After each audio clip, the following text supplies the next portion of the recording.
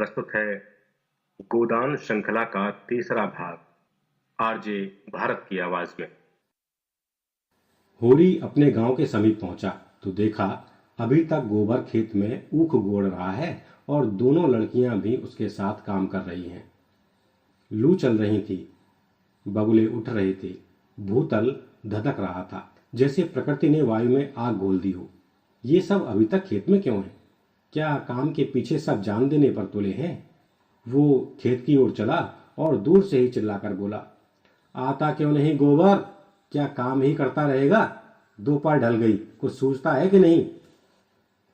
उसे देखते ही तीनों ने कुदालें उठा ली और उसके साथ हो लिए। गोबर सांवला, लंबा, इकहरा युवक था जिसके इस काम में रुचि न मालूम होती थी। प्रसन्नता की जगह मुख पर असंतोष और विद्रोह था। वो इसलिए काम में लगा हुआ था कि वो दिखाना चाहता था उसे खाने पीने की कोई फिक्र नहीं है। बड़ी लड़की सोना लज्जाशील कुमारी थी, सांवली, सुडौल, प्रसन्न और चपल। गाढ़े की लाल साड़ी जिसे वो घुटनों से मोड़कर कमर में बांधे हुए थी, उसके हल्के शरीर पर कुछ लदी हुई सी थी और उसे प्रौढ़ता की गरिमा दे रही थी। छोटी रूपा 5-6 साल की छोकरी थी, मैली, सिर पर बालों का एक घोंसला सा बना हुआ, एक लंगोटी कमर में बांधे, बहुत ही ढीठ और रोनी। रूपा ने होरी की टांगों में लिपटकर कहा, काका देखो, मैंने एक ढेला भी नहीं छोड़ा। बहन कहती है जा पेड़ तले बैठ, ढेले न तोड़े जाएंगे काका तो मिट्टी कैसे बराबर होगी? होरी ने उसे गोद में उठाकर प्यार करते हुए कहा, तूने बहुत अच्छा किया बेटी, चल घर चले। कुछ देर अपने विद्रोह को दबाए रहने के बाद गोबर बोला, ये तुम रोज रोज मालिकों की खुशामद करने क्यों जाते हो?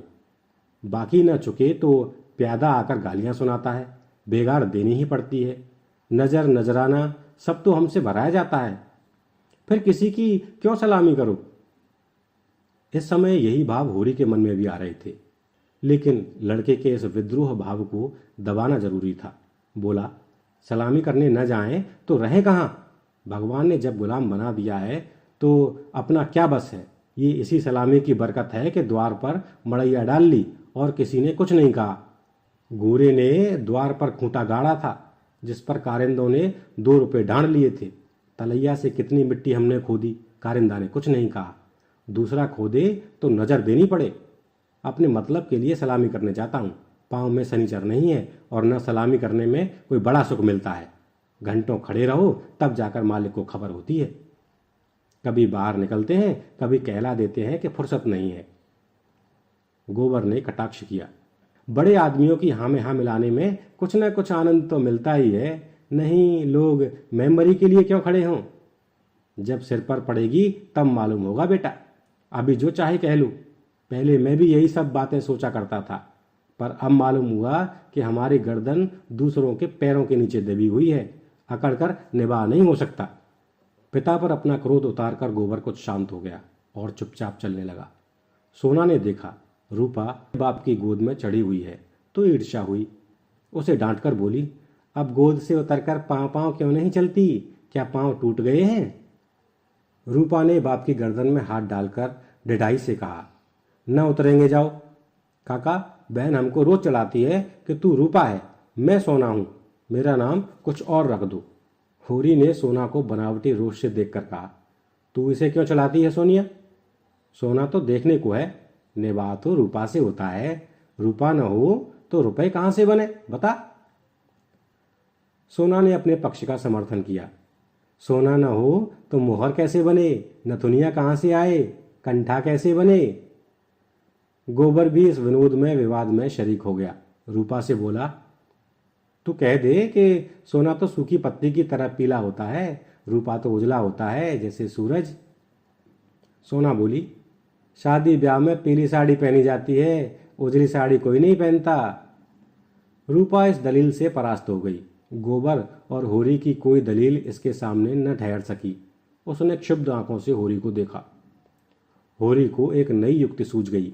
बोला, सोना बड़े आदमियों के लिए है, हम गरीबों के लिए तो रूपा ही है। इसलिए ना कि गेहूं बड़े आदमी खाते हैं, जौ हम लोग खाते हैं। सोना के पास इस सबल युक्ति का कोई जवाब न था। परास्त होकर बोली, तुम सब जने एक और हो गए, नहीं रुपया को रुला कर छोड़ती। रूपा ने उंगली मटका कर कहा, ए राम सोना चमार, ए राम सोना चमार। इस विजय का उसे इतना आनंद हुआ कि बाप की गोद में रह न सकी। जमीन पर कूद पड़ी और उछल उछल कर यही रट लगाने लगी, रूपा राजा सोना चमार, रूपा राजा सोना चमार। ये लोग घर पर पहुंचे तो धनिया द्वार पर खड़ी इनकी बाट जो रही थी। रुष्ट होकर बोली, आज इतनी देर क्यों की गोबर? काम के पीछे कोई परान थोड़े ही देता है। पर पति से गर्म होकर कहा, तुम भी वहां से कमाई करके लौटे तो खेत में पहुंच गए, खेत कहीं भागा जाता था? द्वार पर कुआं था। होरी और गोबर ने एक एक कलसा पानी सिर पर उड़ेला, रूपा को नहलाया और भोजन करने गए। जौ की रोटियां थीं, पर गेहूं जैसी सफ़ेद और चिकनी। अरहर की दाल थी जिसमें कच्चे आम पड़े हुए थे। रूपा बात की थाली में खाने बैठी।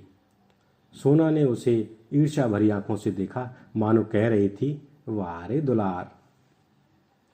धनिया ने पूछा, मालिक से क्या बातचीत हुई? होरी ने लोटा भर पानी चढ़ाते हुए कहा, यही तहसील वसूल की बात थी और क्या। हम लोग समझते हैं बड़े आदमी बहुत सुखी होंगे, लेकिन सच पूछो तो वो हमसे भी ज़्यादा दुखी हैं। हमें पेट ही की चिंता है, उन्हें हजारों चिंताएं घेरे रहती हैं। राय साहब ने और क्या क्या कहा था वो कुछ होरी को याद न था। उस सारे कथन का खुलासा मात्र उसके स्मरण में चिपका हुआ रह गया था।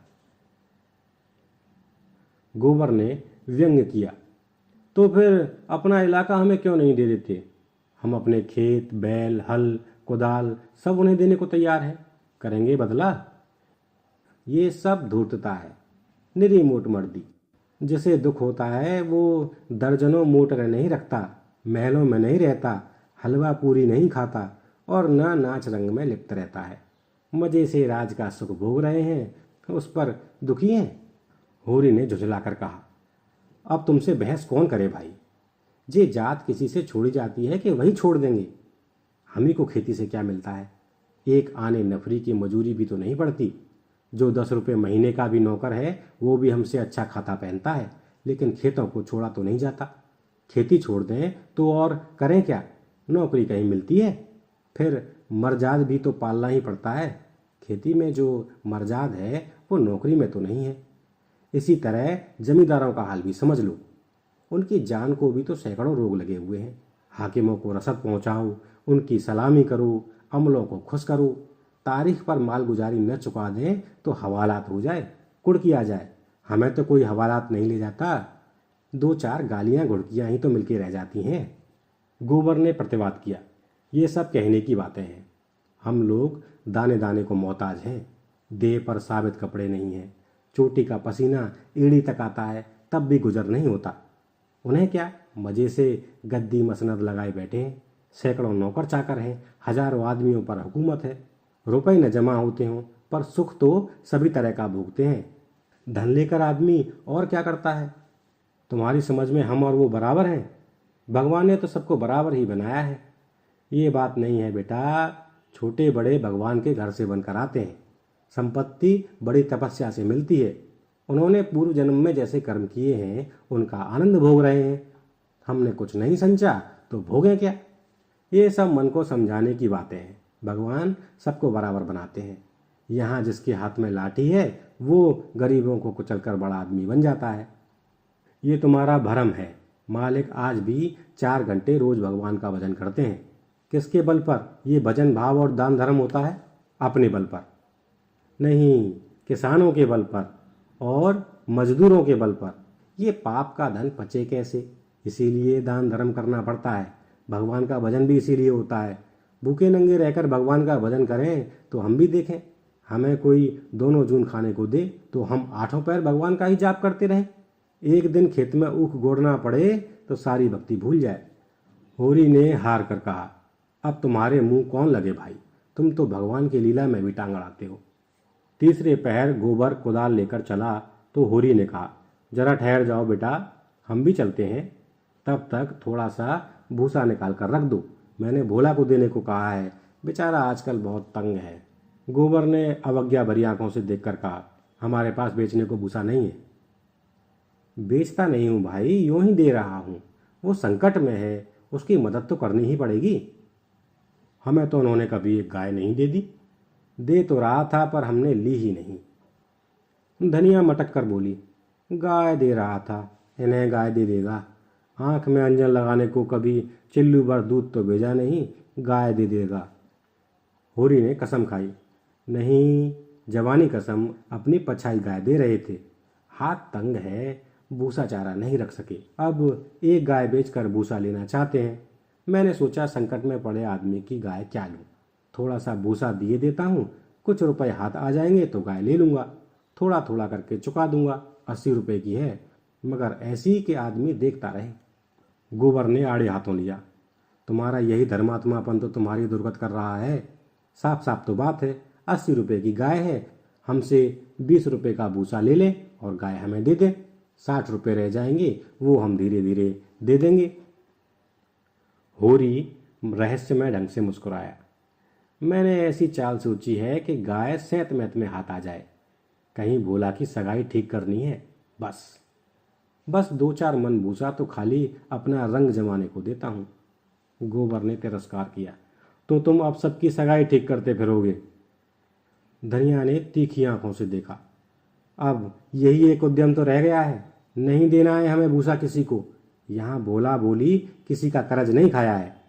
होरी ने अपनी सफाई दी, अगर मेरे जतन से किसी का घर बस जाए तो इसमें कौन सी बुराई है। गोबर ने चिलम उठाई और आग लेने चला गया। उसे ये झमेला बिल्कुल नहीं भाता था। धनिया ने सिर हिलाकर कहा, जो उनका घर बसाएगा वो 80 रुपए की गाय लेकर चुप ना होगा, एक थैली गिनवाएगा। होरी ने पुचारा दिया, ये मैं जानता हूँ, लेकिन उनकी भलमनसी को भी तो देखो। मुझसे जब मिलता है तेरा बखान ही करता है, ऐसी लक्ष्मी है, ऐसी सलीकेदार है। धनिया के मुख पर स्निग्धता झलक पड़ी। मन भाए मुड़िया हिलाए वाले भाव से बोली, मैं उनके बखान की भूखी नहीं हूँ, अपना बखान धरे रहें। होरी ने स्नेह भरी मुस्कान के साथ कहा, मैंने तो कह दिया भैया, वो नाक पर मक्खी भी नहीं बैठने देती, गालियों से बात करती है, लेकिन वो यही कहे जाए कि वो औरत नहीं लक्ष्मी है। बात यह है कि उसकी घरवाली जवान की बड़ी तेज थी, बेचारा उसके डर के मारे भागा भागा फिरता था। कहता था, जिस दिन तुम्हारी घरवाली का मुंह सवेरे देख लेता हूँ उस दिन कुछ न कुछ जरूर हाथ लगता है। मैंने कहा, तुम्हारे हाथ लगता होगा, यहाँ तो रोज देखते हैं, कभी पैसे से भेंट नहीं होती। तुम्हारे भाग ही खोटे हैं तो मैं क्या करूं? लगा अपनी घरवाली की बुराई करने, भिखारी को भीख तक नहीं देती थी, झाड़ू लेकर मारने दौड़ती थी, लालचिन ऐसी थी कि नमक तक दूसरों के घर से मांग कर लाती थी। मरने पर किसी की क्या बुराई करूं, मुझे देखकर जल उठती थी। भोला बड़ा गमखोर था कि उसके साथ निभाह कर दिया, दूसरा होता तो जहर खाकर मर जाता। मुझसे 10 साल बड़े होंगे भोला, पर राम राम पहले ही करते हैं। तो क्या कहते थे कि जिस दिन तुम्हारी घरवाली का मुंह देख लेता हूं तो क्या होता है? उस दिन भगवान कहीं न कहीं से कुछ भेज देते हैं। बहुएं भी तो वैसी ही चटोरे नाई हैं। अब की सबों ने 2 रुपए के खरबूजे उधार खा डाले। उधार मिल जाए फिर उन्हें चिंता नहीं होती कि देना पड़ेगा या नहीं। अरे भोला, रोते काय को हैं? गोबर आकर बोला, भोला दादा आप पहुंचे, मंदोमन भूसा है, वो उन्हें दे दो, फिर उनकी सगाई ढूंढने निकलो। धनिया ने समझाया, आदमी द्वार पर बैठा है, उसके लिए खाट वाट तो डाल नहीं दी, ऊपर से लगे भनभनाने। कुछ तो भलमनसी सीखो, कलसा ले जाओ, पानी भर कर रख दो, हाथ मुंह धोएं, कुछ रस पानी पिला दो। मुसीबत में ही आदमी दूसरों के सामने हाथ फैलाता है। होरी बोला, रस वस का काम नहीं है, कौन कोई पावने हैं? धनिया बिगड़ी, पावने और कैसे होते हैं? रोज रोज तो तुम्हारे द्वार पर नहीं आते हैं, इतनी दूर से धूप घाम में आए हैं, प्यास लगी ही होगी। रुपया देख, डब्बे में तमाकू है कि नहीं? गोबर के मारे काहे को बची होगी, दौड़कर 1 पैसे की तमाकू सवाइन की दुकान से ले ले।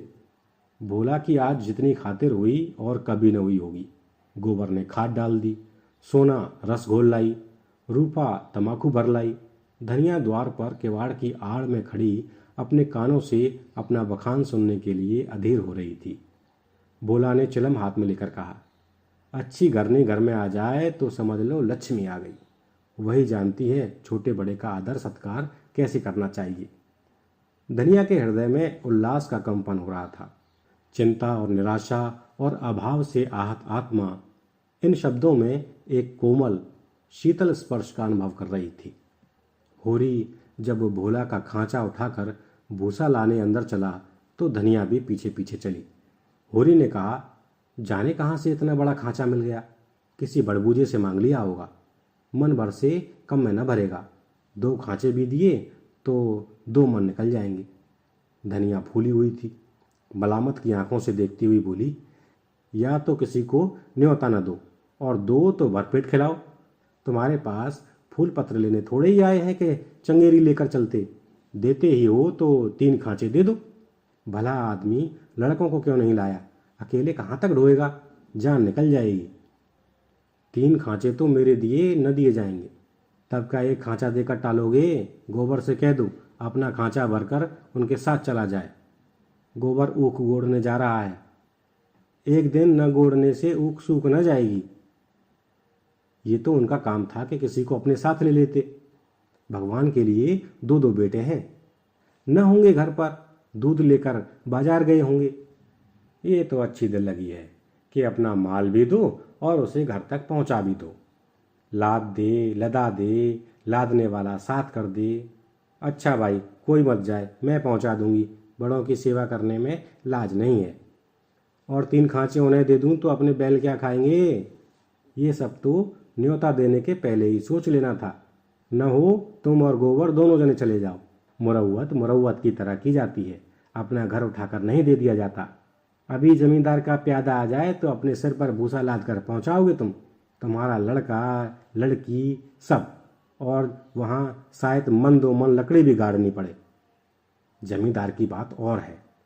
हाँ, वो डंडे के जोर से काम लेता है ना। उसके खेत नहीं जोतते, खेत जोतते हैं तो लगान नहीं देते। अच्छा भाई, जान न खा, हम दोनों चले जाएंगे। कहाँ से कहाँ मैंने इन्हें भूसा देने को कह दिया। या तो चलेगी नहीं, या चलेगी तो दौड़ने लगेगी। तीनों खांचे भूसे से भर दिए गए। गोबर कुड़ रहा था। उसे अपने बाप के व्यवहारों में जरा भी विश्वास न था। वो समझता था ये जहाँ जाते हैं वहीं कुछ न कुछ घर से खो आते हैं। धनिया प्रसन्न थी। रहा होरी, वो धर्म और स्वार्थ के बीच में डूब उतरा रहा था। होरी और गोबर मिलकर एक खांचा बाहर लाए। भोला ने तुरंत अपने अंगूछे का बीड़ बनाकर सिर पर रखते हुए कहा, मैं इसे रखकर अभी भागा आता हूँ, 1 खांचा और लूँगा। होरी बोला, 1 नहीं, अभी 2 और भरे धरे हैं और तुम्हें ना आना पड़ेगा। मैं और गोबर 1-1 खांचा लेकर तुम्हारे साथ ही चलते हैं। भोला स्तंभित हो गया। होरी उसे अपना भाई बल्कि उससे भी निकट जान पड़ा। उसे अपने भीतर एक ऐसी तृप्ति का अनुभव हुआ जिसने मानो उसके संपूर्ण जीवन को हरा कर दिया। तीनों भूसा लेकर चले तो राह में बातें होने लगीं। भोला ने पूछा, दशहरा आ रहा है, मालिकों के द्वार पर तो बड़ी धूमधाम होगी। हाँ, तंबू सामियाना गड़ गया है, अब की लीला में मैं भी काम करूँगा। राय साहब ने कहा है तुम्हें राजा जनक का माली बनना पड़ेगा। मालिक तुमसे बहुत खुश हैं, उनकी दया है। एक क्षण के बाद भोला ने फिर पूछा, शगुन करने के लिए रुपए का कुछ जुगाड़ कर लिया है? माली बन जाने से तो गला न छूटेगा। होरी ने मुंह का पसीना पोंछकर कहा, उसी की चिंता तो मारे डालती है दादा। अनाज तो सबका सब खलियान में ही तुल गया। जमींदार ने अपना लिया, महाजन ने अपना लिया। मेरे लिए 5 सेर अनाज बच रहा। ये भूसा तो मैंने रातों रात ढोकर छिपा दिया था, नहीं तिनका भी न बचता। जमींदार तो एक ही है, मगर महाजन 3-3 हैं। सवायन अलग और मंगरू अलग और दाता दीन पंडित अलग। किसी का भी ब्याज पूरा न चुका। जमींदार के भी आधे रुपए बाकी पड़ गए। सवायन से फिर रुपए उधार लिए तो काम चला।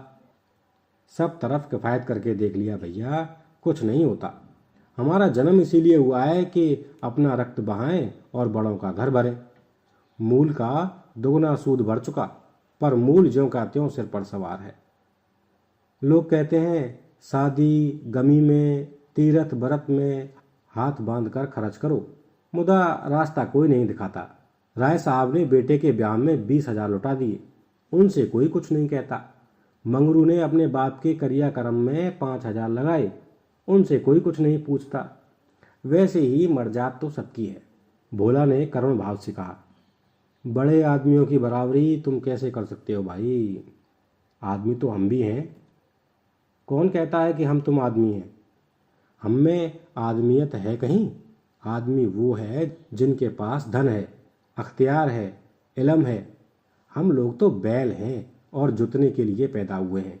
उस पर एक दूसरे को देख नहीं सकता, एका का नाम नहीं। एक किसान दूसरे के खेत पर न चढ़े तो कोई जागा कैसे करे? प्रेम तो संसार से उठ गया।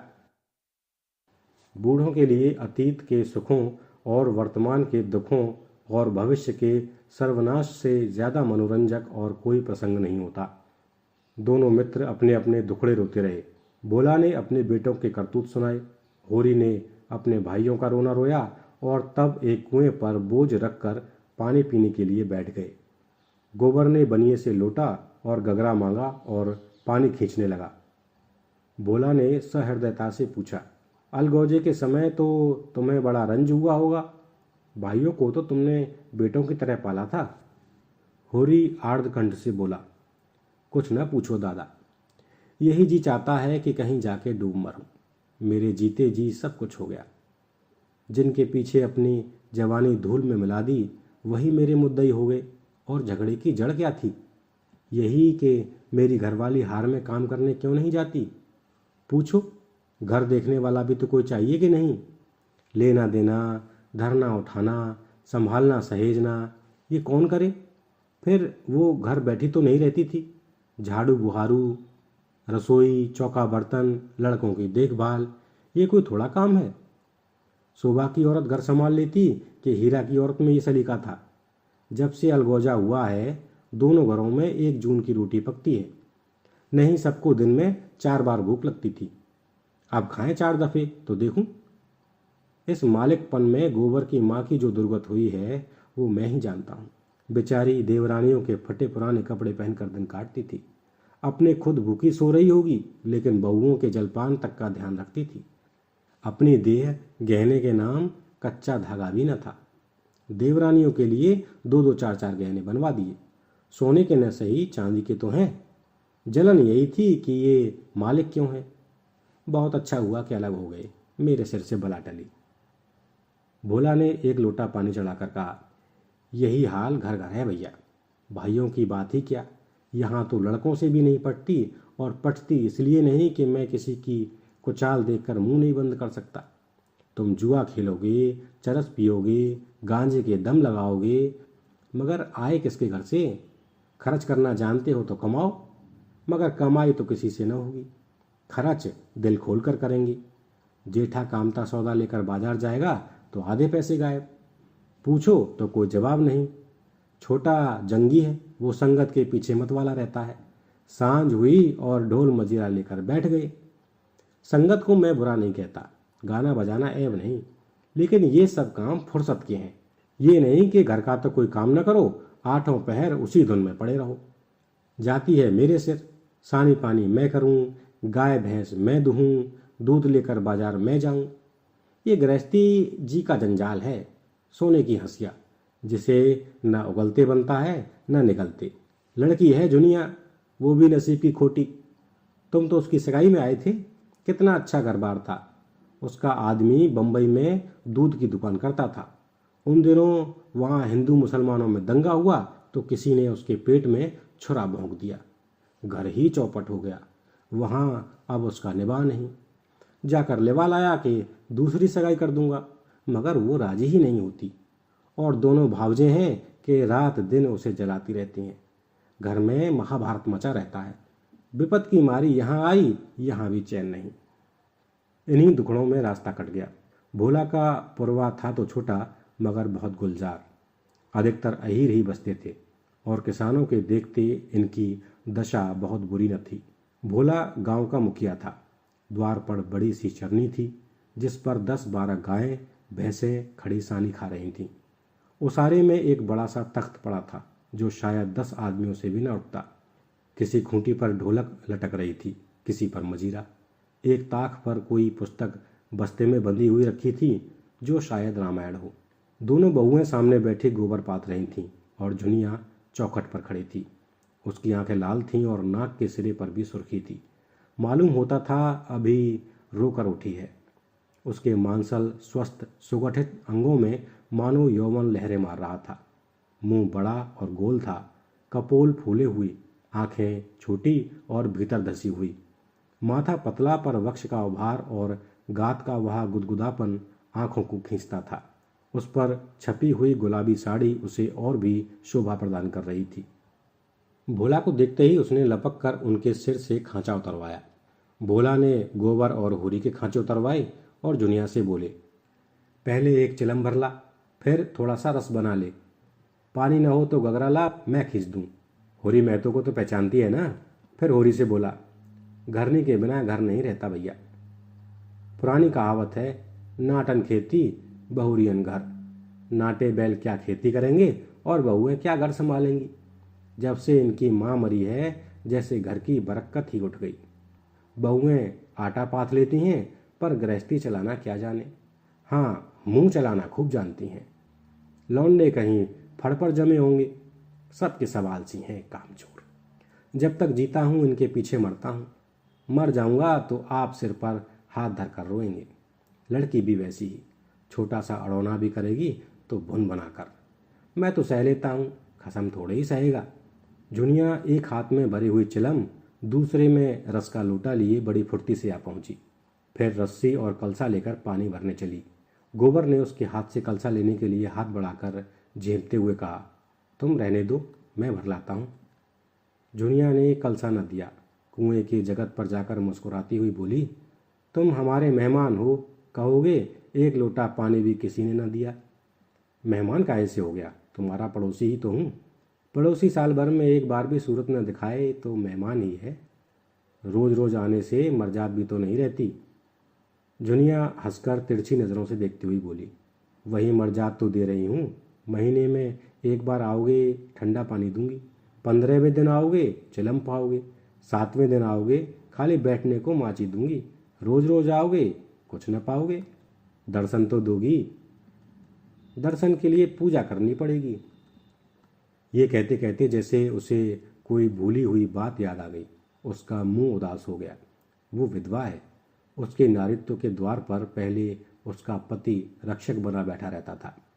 वो निश्चिंत थी। अब उस द्वार पर कोई रक्षक न था, इसलिए वो उस द्वार को सदैव बंद रखती है। कभी कभी घर के सूनेपन से उकता कर वो द्वार खोलती है, पर किसी को आते देखकर भयभीत होकर दोनों पट भीड़ लेती है। गोबर ने कलसा भरकर निकाला। सबों ने रस पिया और एक चिलम तमाकू और पीकर लौटे। भोला ने कहा, कल तुम आकर गाय ले जाना गोबर, इस वक्त तो सानी खा रही है। गोबर की आंखें उसी गाय पर लगी हुई थीं और मन ही मन वो मुग्ध हुआ जाता था। गाय इतनी सुंदर और सुडौल है, इसकी उसने कल्पना भी न की थी। होरी ने लोभ को रोककर कहा, मंगवा लूंगा, जल्दी क्या है। तुम्हें जल्दी न हो, हमें तो जल्दी है। उसे द्वार पर देखकर तुम्हें वो बात याद रहेगी। उसकी मुझे बड़ी फिक्र है दादा। तो कल गोबर को भेज देना। दोनों ने अपने अपने खांचे सिर पर रखे और आगे बढ़े। दोनों इतने प्रसन्न थे मानो ब्याह करके लौट रहे हों। होरी को तो अपने चिर संचित अभिलाषा के पूरे होने का हर्ष था, और बिना पैसे के। गोबर को इससे भी बहुमूल्य वस्तु मिल गई थी। उसके मन में अभिलाषा जाग उठी थी। अवसर पाकर उसने पीछे की ओर देखा। झुनिया द्वार पर खड़ी थी, मत आशा की भांति, अधीर, चंचल। साथियों, अभी आप सुन रहे थे गोदान श्रृंखला का तीसरा भाग, आरजे भारत की आवाज में। वीडियो को लाइक कीजिएगा और यदि आप चैनल पर पहली बार आए हैं तो सब्सक्राइब करना मत भूलिएगा। इसका अगला पार्ट बहुत जल्दी ही आने वाला है। धन्यवाद।